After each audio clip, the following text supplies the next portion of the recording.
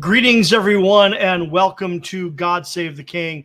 I am your host, Tim Keyes. I want to thank you for joining me on the Truth Be Told radio network, where you can hear my show every Friday night at 10 p.m. Eastern Time. Now, as my manner is, got a great show for you today. I'm very excited about today's show. I'm getting some weird little distortion. I hope you guys are not getting it out there in broadcast land, but as I was running the intro music there's some odd little distortion coming through my system here. So I hope it's all clean and clear for you guys out there. But like I said, as my manner is, we got a great show today.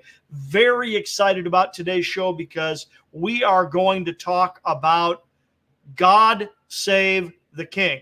And for those of you that may not have heard my show before, very simply, God Save the King is about the nativity, but it's not just about telling the quaint little nativity story that we're all used to hearing every year at quote unquote Christmas time. What God Save the King is all about is it's about telling the legitimate, genuine, authentic, biblical, and historical nativity story, which is not what we get every year at Christmas. We get a dumbed down, truncated, oversimplified, over-commercialized, highly inaccurate version of the story. What I am endeavoring to do is to tell the story as biblically and as historically accurate as possible. And therefore, what I'm doing is this is an ongoing over 35, nearly 40-year research project on my part to try to tell this story, like I said, as accurately as possible. See, and that's where the label or the title God Save the King comes from, is that we're all familiar with the part of the story where the wise men, the magi, show up and they meet with Herod first. And Herod, he's caught off guard by this to some degree. Okay, I don't think he's caught off guard, ridiculously by this. We'll talk about that. But to some degree, he is caught off guard. And we are told that he has this private meeting. He's got a public meeting, and then he has a private meeting with the wise men, with the magi. And he says, where, by the way, and he brings in the Jewish religious leaders, by the way. He brings them in and he says, where, by the way, is this king supposed to have been born? And they tell him, well, he's supposed to be born in Bethlehem. So he sends the magi to Bethlehem. And then he says, please come and report back to me when you have found him so that I can go and worship him too, right? And of course, we know the story that the wise men visit the young child, not the baby, the young child, Jesus, in a house in Bethlehem. And then they are warned in a dream not to go back to Herod, right? Joseph likewise is warned in a dream to flee because Herod is going to want to kill the young child, Jesus. And then Herod, when he discovers that he is deceived by the wise men, it says that he sends forth and kills all the male children 2 years and younger in and around Bethlehem based upon the timing of the star reported by the Magi. Okay. Now we could spend an entire episode just deciphering what all that means. I'm assuming you have a reasonably good understanding of that from my other episodes, because what I want to drive at here today, what I want to introduce today is where this phrase God Save the King comes from. Because see, Herod sends off to kill all the male children, right? Now, it's funny because as part of my research for today's show, I had to go back and review a handful of, either articles about the massacre of the innocents. It's called the massacre of the innocents. Sometimes it's called the slaughter of the innocents, the murder of all these children in and around Bethlehem. And if you do a simple Google search for that phrase, the hits you're going to get, most of them are going to call into question the massacre of the innocents. Now, I believe the algorithm is set up to look for that. Don't get me wrong. I believe the algorithm is skewed and that the algorithm, therefore, is going to look for articles that suggest that it didn't happen before it's going to look for articles that tell the truth about it. But it is widely misunderstood, in my opinion, because, for example, if you, I and here it is. See, I read it in these articles today. In a couple of these articles, they're talking about how this massive slaughter, this massacre of the innocents would have been just absolutely horrific, not only in what they did, the fact that they murdered some male children, but in the size and scope of it, because their implication is that it was in the hundreds or maybe even thousands, and that it is patently ridiculous. Okay, that is not true. And see, that lends itself to why this is so misunderstood. We have to recognize that the village of Bethlehem was exactly that. It was a small village. The highest population that we can reasonably guesstimate lived in Bethlehem at that time was maybe 1,000. Okay, realistically, it may have only been 400 to 600 people that lived in Bethlehem at that time. Okay, so if that guesstimate is on the light side, then okay, maybe 1,000, right? And then we're told that they slaughtered the children in and around Bethlehem, right? So how far? How far did they go? 1 mile, 2 miles, 5 miles, 10 miles? Because if you go 6 miles, now you're in Jerusalem, right? And Jerusalem, that's an entire different matter altogether. So would they, okay, it doesn't say he killed the children in and around Jerusalem. It says he killed the children in and around Bethlehem. Now, it's interesting to note that John the Baptist fits into the same category as Jesus would.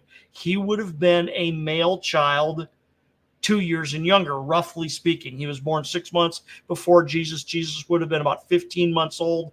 That means John would have been about 21 months old, right? So John would have fit in this category. And yet John was not found and was not killed, right? Now, there are some stories and some traditions about John, how that he was hidden and things like that. But they are extra biblical.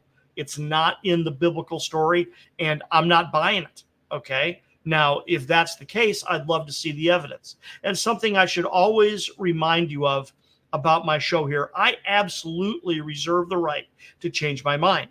If I come across better evidence, I will change my mind. And I've done that, frankly, quite recently. I've learned things. This is, like I said, this is a 35 to 40 year research project. And yet I have learned things in the past 2, 3, 4 years that have changed my entire perspective on the story, because certain pieces of the puzzle fell into place that I wasn't aware of. And all of a sudden now I am, right? Well, when that happens, I will report that to you. I will tell you what I have learned, okay, that is new, that affects the story. So back to the slaughter of the innocents, because you'll notice if you looked at the graphic for today's show, I entitled this The Herodian Family Murders, okay? And that's because Herod was known for the fact that he murdered several family members, okay? The most obvious ones being that he murdered one wife and he murdered 3 sons. But there were some other extended family that he murdered as well. And what I want to do is provide you with a relatively concise listing of who he murdered and when, because it loans itself to this understanding. Because part of the reason I'm talking about this right now is, as I mentioned, if you do a Google search of Massacre of the Innocents or Slaughter of the Innocents, you will get a lot of hits about articles that call into question whether it really happened. And I'm sorry, but that's just ridiculous. It's absolutely ridiculous, because number one, most people who are going to call it into question, they want to challenge the Bible, period, right? And they've got an agenda, and they've already made up their mind that the Bible must be wrong. So now they're looking for evidence to support their and it's really not a hypothesis. They're looking for evidence to support their conclusion that they have made. They're not going to this with an open mind and looking at the evidence and deciding, okay, well, I'm going to discover what I'm going to discover, and then I'm going to let the evidence inform my decision. No, they've made up their mind already. The Bible must be wrong, and this couldn't have happened, and because of X, Y, Z. So now we're going to go chase down the evidence that proves my point. Okay, but you got to go. I mean, any real investigation, you've got to look at the evidence with an open mind. You have to, right? And Herod is known for being a murderer. I mean, it's very well established that he's a murderer. So it's not out of character. Okay, it's not out of character with him at all. And as he got older, as he reached the end of his life, he was going nuts. Okay, he was losing his mind. And so here you've got a man who is already predisposed to killing people that get in his way. And he killed people who got in his way, frankly, who got in the way of the throne. That's the whole point. This, ladies and gentlemen, my friends and I have joked about this for years. This is the original Game of Thrones. There isn't a better Game of Thrones out there because, number one, this one is real. This one is real. And it's interesting. Boy, I wish I would have had the phrase Game of Thrones 40 years ago because it would have been so incredibly accurate. We selected the name God Save the King because it's a pun. It's a play on words.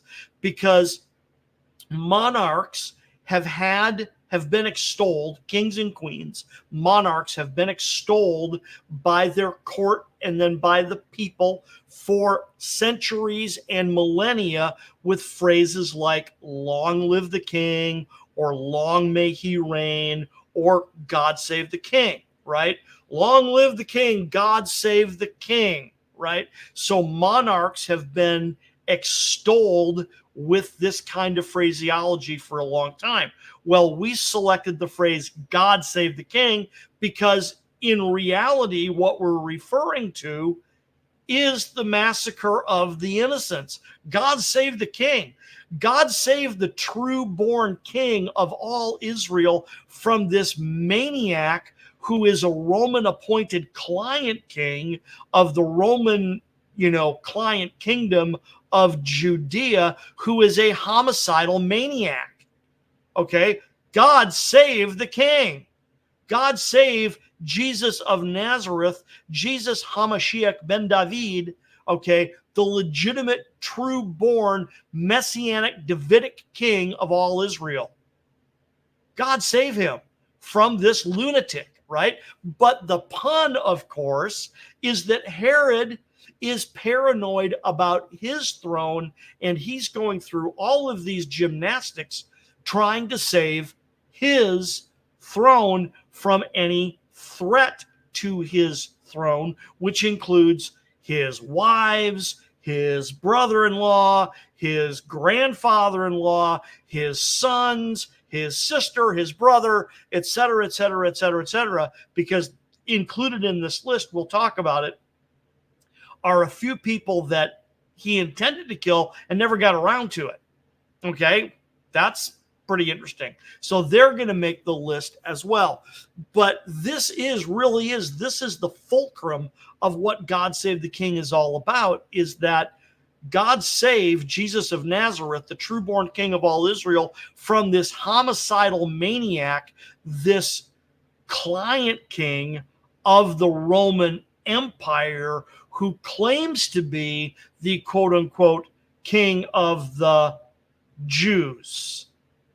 I mean, come on, ladies and gentlemen. There it is right there. That is the antithesis of what we're talking about there. That's what we're talking about. So what I want to do is I want to take this episode, and it's probably going to wind up being several episodes, to talk about the people that Herod murdered and how and why and how it affects the story. Because my whole point here is, like I keep saying, I want us to have the most accurate version of this story that we can. I want us to see in our mind historically and biblically what this would have looked like. I mean, obviously, my intention is to get it into a book or, frankly, even get it on screen. But wow, you got to start somewhere. So we're going to start with YouTube. We're going to start with Rumble. We're going to start with social media and tell the story here. Okay, so that's what we're doing. Now, what I want to do is I do want to go backwards, and I want to get a running start. And we're going to go all the way back, ladies and gentlemen. We're going to go all the way back. And what I'm going to try to do is I'm going to try to quickly and concisely get through the oldest material relatively quickly. But each time I make a point, I want to tell you why I'm making it and how it affects our story.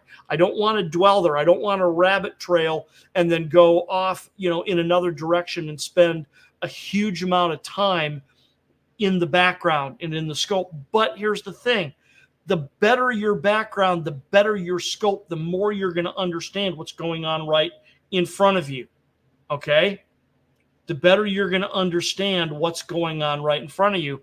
I'm reminded, I didn't put this in my notes, so I'm doing this entirely from memory, but I'm reminded of a Jewish tradition about the timing of the creation story, that they believe that the earth was created during the last week of the Hebrew month of Elul, and therefore humanity, Adam and Eve, were created on the 6th day of the creation story, which would have been Tishri 1. Well, this is also part of the reason why we believe that Jesus of Nazareth was born on Tishri 1.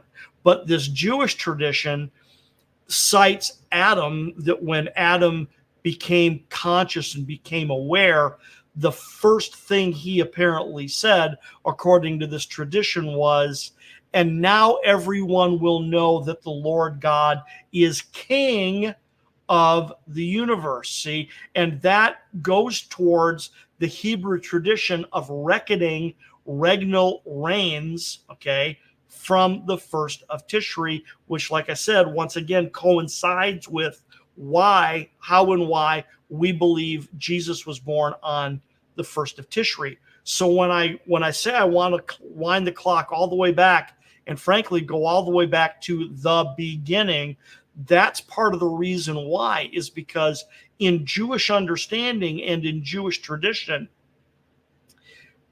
Adam was created on the 6th day, and the 6th day was Tishri 1.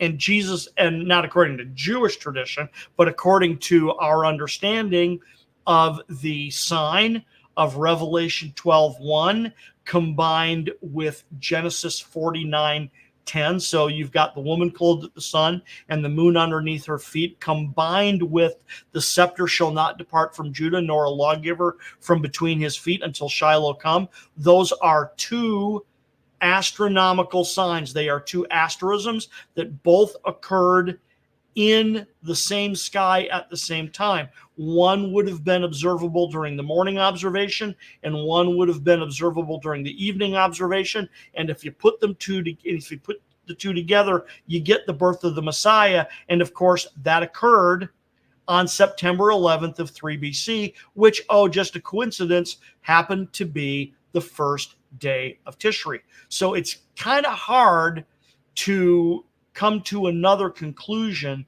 than that Jesus was born on the first of Tishri. But like I said, this is part of why I want to wind the clock all the way back and discuss some of this stuff, even very briefly, to paint the picture, to paint this scope of what happened to, not 2,000, 4,000 years later, roughly. Okay. And I'm not a young earth guy, by the way. Okay. Actually, I should maybe amend that. Now that I think about it, I should probably amend that statement and rework it and rephrase it. I'm just used to saying it that way. I just realized that I'm used to saying it like that. But at any rate, so let's dive into this. I want to go all the way back. Okay. See, because in several other episodes, you've heard me talking about the early chapters of Genesis, how Genesis chapters 1 through 11 should be looked at as being epic poetry, that they are truthful, they record truth, but they just aren't doing it in a literal fashion, right? It's poetic, okay? See, and here you go. The more scope, the more background, the more history you have, the better you're going to understand the picture I'm painting. Lots of history. See, if you're not studying biblical history, you're not studying the Bible. You can't study the Bible without studying history. It's just not possible. So, if we understand Genesis 1 through 11 as epic poetry, one of the things that's going on is that prior to the creation, the eternal Godhead declared their eternal purpose and their ultimate intention to dwell with their creation. Okay? It's called the everlasting covenant. Check it out in my other videos. The everlasting covenant, the eternal Godhead declares their eternal purpose and their ultimate intention to dwell with their creation. Now, they are motivated by what we talked about last week, which is hesed, right? The Hebrew word hesed, because God is love, right? God is love. And the writers of the New Testament who were of Jewish background, even though they may have written in Greek and therefore used the words agape or phileo, there's little question that they had hesed in mind. Okay, now the notion that hesed and agape or hesed and phileo are equivalents, that's another matter for another time. I'm not saying they're equivalents. I'm saying they had the word hesed in mind when they made those statements. God is love, right? So it is love that motivated God to create. Okay, it compelled him to create. So then the first thing we read about in Genesis is about God creating a sacred space where heaven and earth intersect, where God will dwell with his creation, right? So in this sacred space, God sets up an image, which is what you do in a temple, by the way. If you build a temple, then you put the image in the sacred space. Well, it's God creating a sacred space, the garden, and God puts an image in the garden, right? But it's an image of himself, not a graven image. It's an image of himself in the form of humanity is in the garden. God created Ha-Adam in his image. So it's this wonderful, amazing, poetic language, and there's all kinds of temple insinuation here. It's a sacred space, it's a temple, there's an image, but it's humanity, it's not a graven image, right? And a temple is where heaven and earth intersect. So there is all kinds of temple language going on in Genesis 1 and 2, okay? Now there is also covenant language being used here. We are not told explicitly that there is a covenant, but there is covenant language if you know what to look for. Therefore, some scholars label this as the Edenic covenant. Go back and listen to my other episodes to learn more, okay? But then there is also one of the most fundamental and yet antithetical paradigms in the entire Bible is also in this record. Okay, and I'm going to tie this to God Save the King.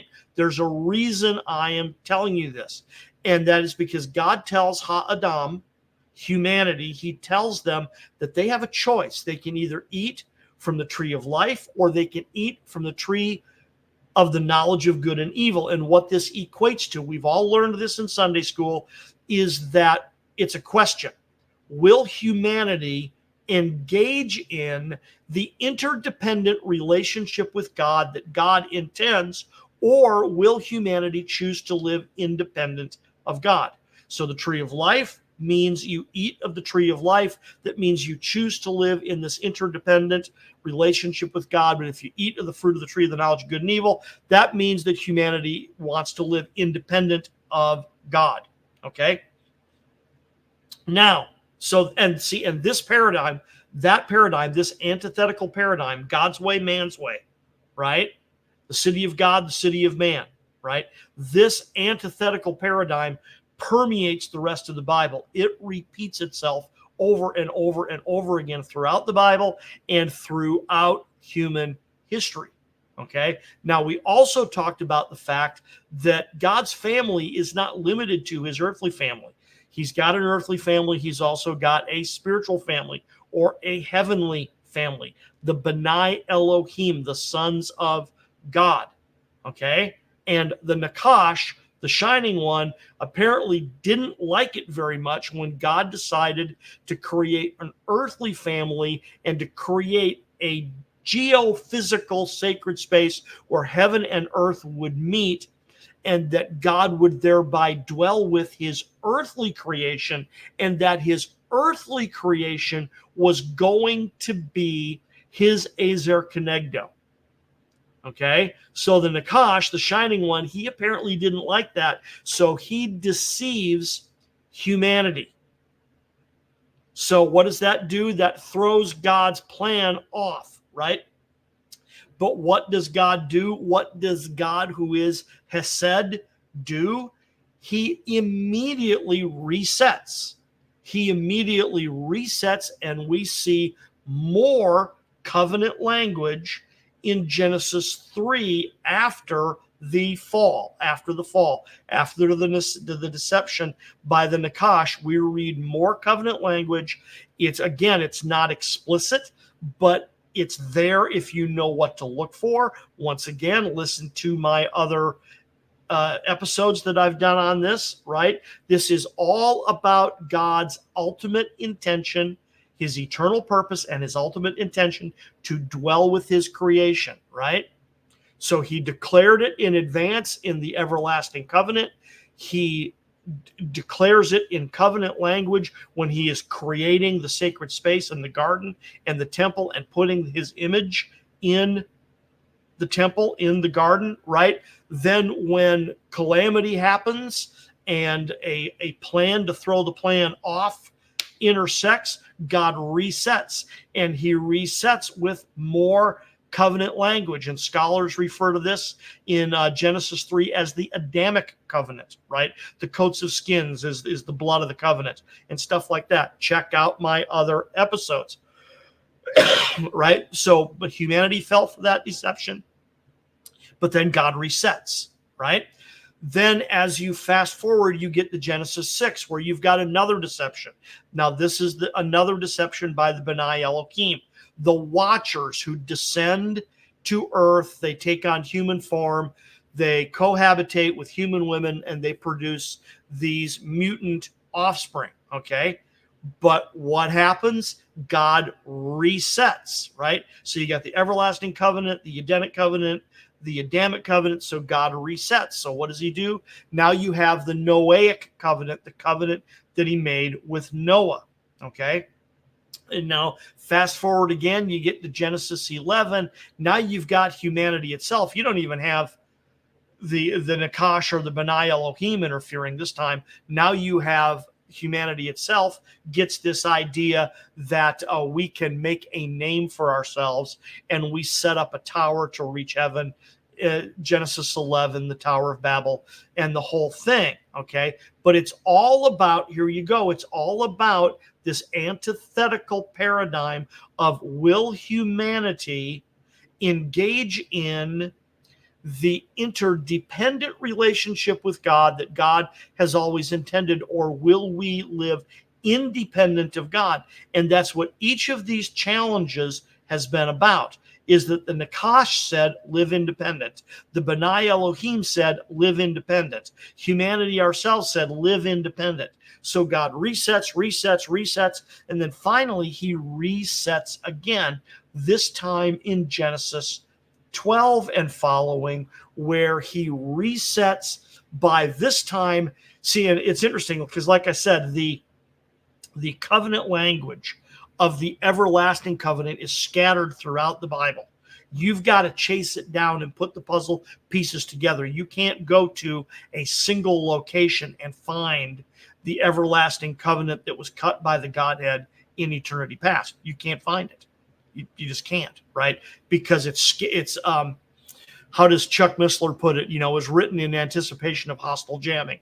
It's scattered all over the Bible, and you got to put the puzzle pieces together to get this idea, right? Similarly, the Edenic covenant is not explicit. The Adamic covenant is not explicit, but each time it's becoming more obvious what God is doing, that this is covenant language, that God is committing himself to this course of action. Then when you get to the Noahic covenant, it's even more obvious. And then finally, when he gets to Genesis 12, the covenant language is explicit. And he tells Abram, whose name he later changes to Abraham, what he is going to do. And he says, I am going to make of you a great nation. I'm going to put you in a land that is my land. So see, here's your sacred space again. I'm going to put you in the sacred space, and there I will bless you with my manifest presence. In other words, I will dwell with my creation. This has been God's eternal purpose and ultimate intention since the beginning. A literal, geophysical, sacred space where his creation will live, and we will live in interdependence directly with God himself, not through a human mediator apart from Jesus, okay? But the idea is that we would live in direct interdependence with God, okay? So he makes this promise to Abraham, a seed, a land, a blessing, right? Physical descendants, right? Bloodline, ethnic descendants, a literal geophysical sacred space, and then blessing them with his manifest presence, okay? So he makes these promises to Abram/Abraham, right? Then, of course, you have the son of promise. He promises him a son. It's got to start somewhere. It's got to start with one man, right? Isaac. Isaac is the son of promise. Those promises get reconfirmed to the son of promise, right? Then, interestingly enough, the son of promise, he has two sons himself, and we are told that from these sons will descend two nations that will be rivals. Now, this is important because this is going to resurface. Here we go. This is, even though this is all the way back, right? This is all the way back in Genesis. It forms the context of what we are going to see at the Nativity. At the Nativity.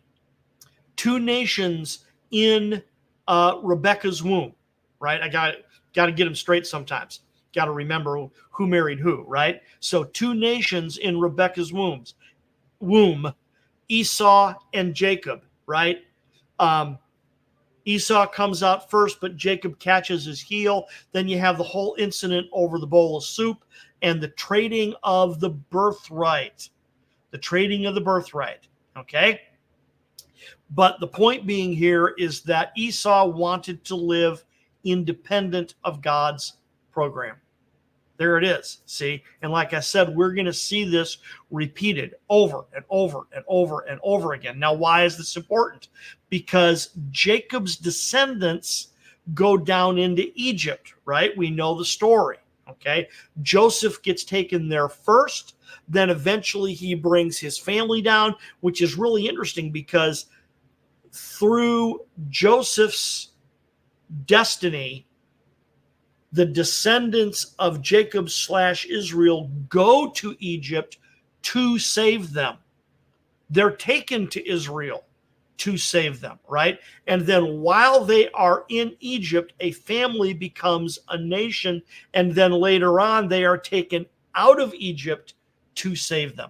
But what's very important here is that the descendants of Jacob go to Egypt. The descendants of Esau do not.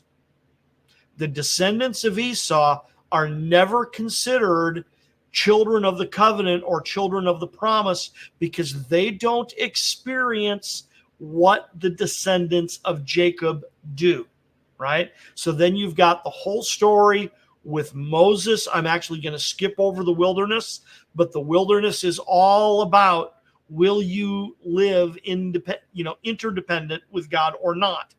That's all about, that's what the wilderness is all about. So eventually, or will you live by faith? Will you walk by sight? Or will you walk by faith? A different way of saying essentially the same thing, right? They come out of the wilderness. They're eventually led into the promised land. You have the whole incident with the fact that Moses is not allowed to enter because he slips up and walks by sight and not by faith. He walks by human reasoning and not by interdependence on God. Joshua takes the people in. Then you have the conquest and the division of the land. And then you've got the period of the judges. And what is Judges all about? Judges is all about everybody doing what's right in their own eyes. Okay? So Judges is another clarion example of living independent of God, right? And then what do during the period of Judges, what do the people do? They clamor for a king. They say, give us a king like all the other nations. And God says, no, you don't really want that. Trust me, you don't want that. Tries to tell them through the prophets, tries to tell them through Samuel, no, that's not what you want. Please just live interdependent with God the way God intended. And the people go, nope, nope, nope. Give us a king, right? So then, of course, now you get what I'm going to refer to as the Davidic kingdom or the United Kingdom, which is Saul, David, and Solomon. Now, Tim, how could it be the Davidic kingdom under Saul? It's just a label, right? It's the United Kingdom. It is according to God's plan after a fashion, right? The people clamor for a king. Of course, the first king they get is Saul. And Saul is a class A example of walking by the flesh, right? Then you get the Davidic kingdom, then you get David, and then you get Solomon. Now, these three rule over the United Kingdom. This is critical because even though these are three extraordinarily human men with human failings, every one of them, they are nonetheless strong kings who keep the kingdom together. They endeavor to do God's plan. Saul fails pretty miserably so that the kingdom is taken from him. David fails, but then is restored. And then Solomon also fails. And then his legacy is that he kind of passes that failure on in a manner of speaking, because after Solomon, that's when the kingdom gets divided. You have his son Rehoboam and his adversary Jeroboam. The kingdom gets divided, northern kingdom, southern kingdom. See, and once again, this is all about, will you live interdependent with God, or will you live according to your own designs? Because, see, the northern kingdom goes apostate almost immediately. Almost immediately. There's no such thing as a good king in the north. Now, in the south, the kingdom of Judah, they vacillate. Good king, bad king, good king, bad king, right? Up north, no such thing. No such thing, right? So God disciplines the northern kingdom very quickly by allowing the Assyrian captivity. And then because of Assyrian foreign policy, they take a big chunk of the population captive and they move a lot of foreigners in. And this creates this part of the land of Canaan, part of the Bible lands that eventually becomes known as Samaria. Now, this is a massive oversimplification, but Samaria exists precisely because of not following God's rules and then following man's rules and then mixing in other gods from other nations, right?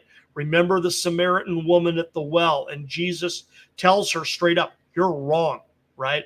We sometimes misunderstand that record. Go back and find my segment that I do on that, right? She's not off by a little bit. She's straight up wrong. She's straight up wrong. There's nothing about her that is redemptive other than she listens to the Messiah. That when the Messiah shows up, she pays attention and she listens. And that is what saves her, not her Samaritan religion. She was off.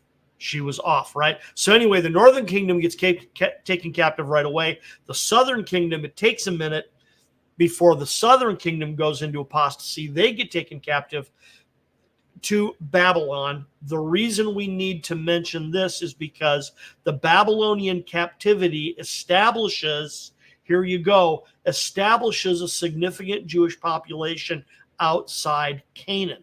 And we don't have time to go there right now, but this all goes back to this whole notion of the sacred space and the fact that Adam and Eve were commissioned to make the rest of the world like Eden, that the nation of Israel is commissioned to be a light to the Gentiles, and they never did that. They never were a light to the Gentiles the way God intended. So what does God do? Well, guess what? We're going to move some of you outside of Canaan, because they just hunkered down and did their own thing in their own space instead of getting busy going out and doing what God told them to do, right? But it establishes a significant Jewish population outside of the promised land, outside of Canaan. Then the Persians, of course, conquer the Babylonians, right? This allows the Jews to return home. But what happens? Only a small portion return home. Oh, very provocative. And see, in everything I'm sharing with you in bullet points here, this is all bullet points, and we could spend an hour on any one of these easily, right?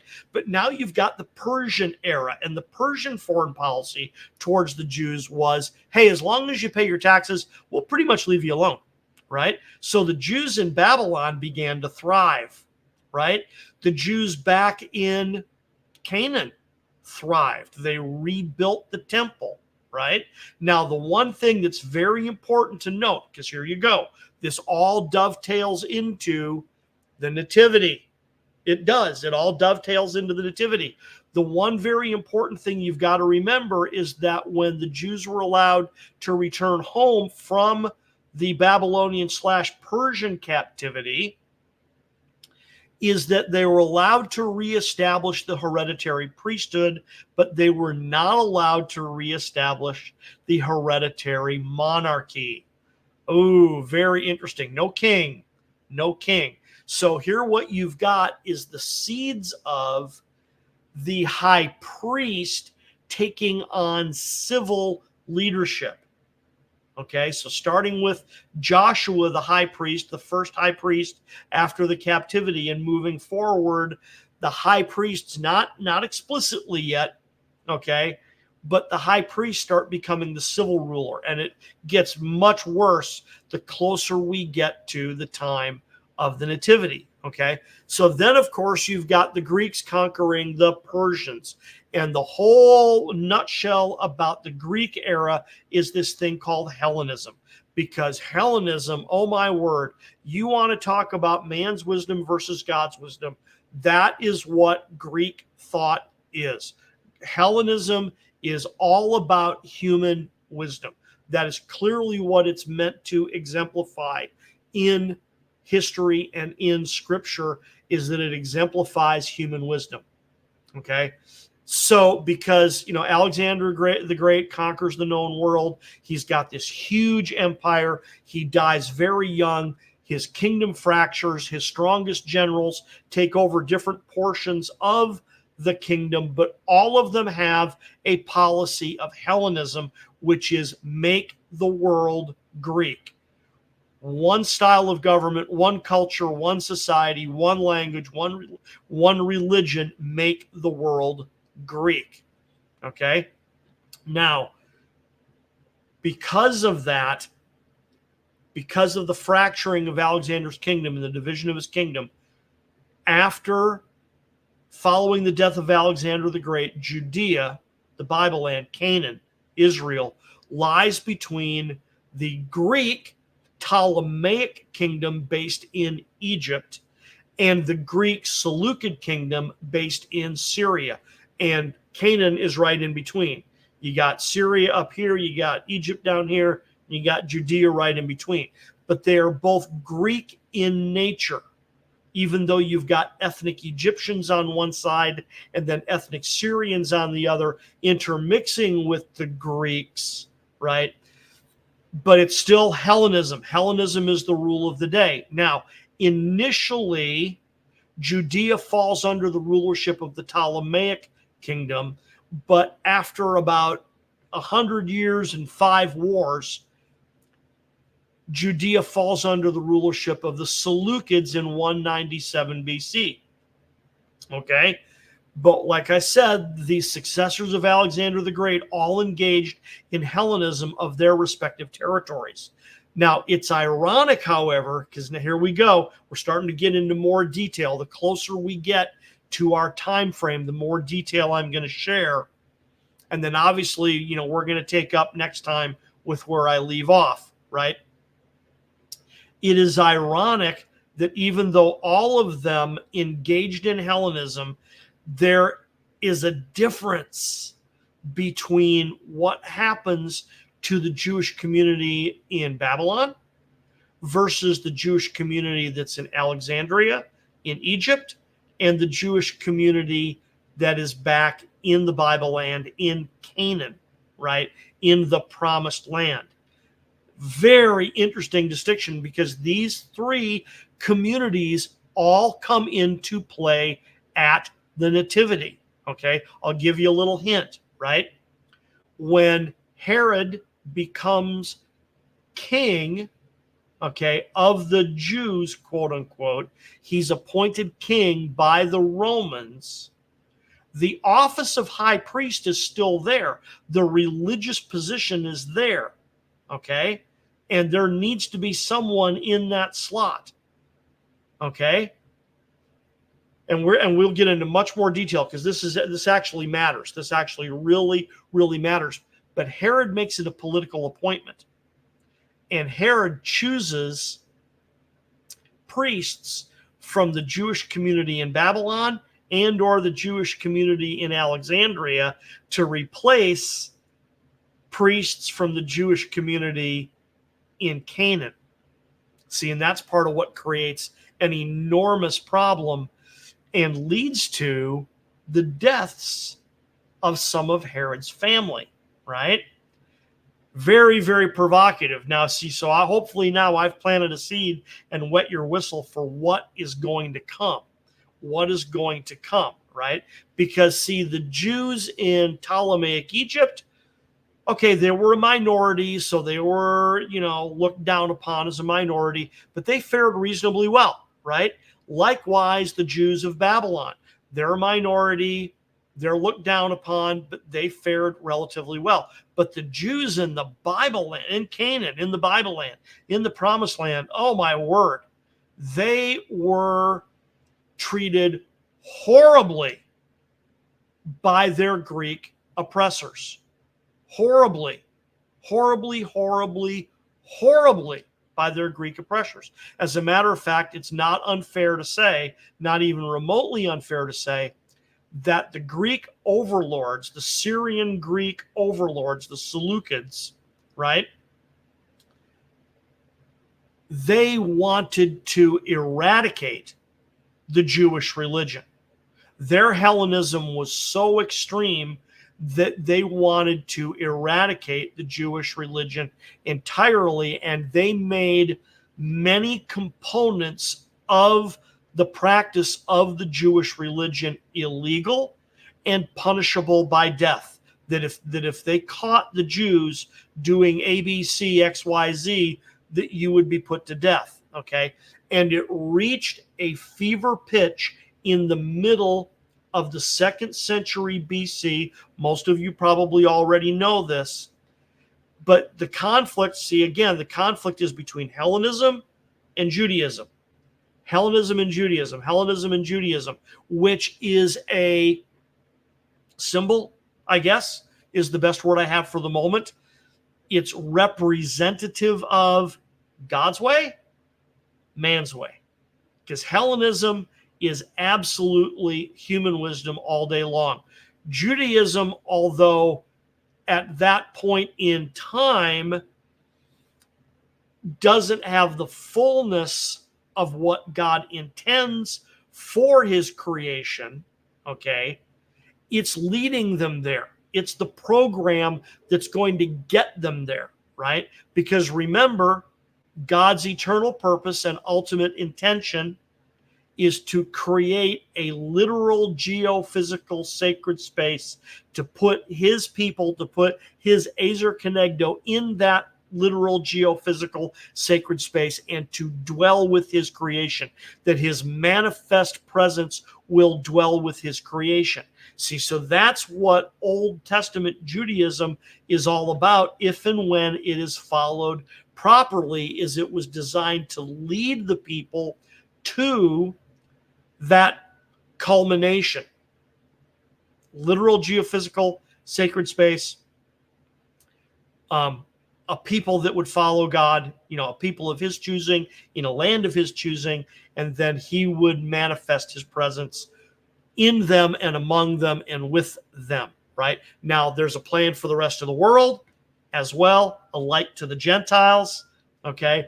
But the geophysical sacred space and God's manifest presence is a huge key to how this is supposed to work, okay? Now, we're going to run out of time here in just a minute, but what I want to talk about, what I want to lay the groundwork for now for next week is the fact that, like I said, this thing reached a boiling point in the middle of the 2nd century BC when the Greek overlords from Syria that considered Judea a part of their territory, right, a part of their kingdom, they wanted to eradicate the Jewish religion, and they made certain things illegal, right? Well, it reached a fever pitch, it reached a boiling point when they demanded that Jewish priests sacrifice unclean animals, read that, pigs, right, on their altars. And there was a priest named Mattathias who lived in a town called Modi'in outside of Jerusalem who refused. And here's the critical point, right? It's not just Hellenism versus Judaism. It's that now you've got Jews that are beginning to favor Hellenism. They are making concessions with Hellenism. Okay? They're getting along to get along, right? Go along to get along, but not in a good way. So you've got the zealous Jews who are digging their heels in and saying, no, we are going to follow Torah. We're going to follow the law of God, right? But then you've got Hellenized Jews who are making concessions and compromises with their Greek overlords. See? So when this order comes down to sacrifice a pig on an altar, there's a Hellenized Jew he's going to do it. He's going to do it.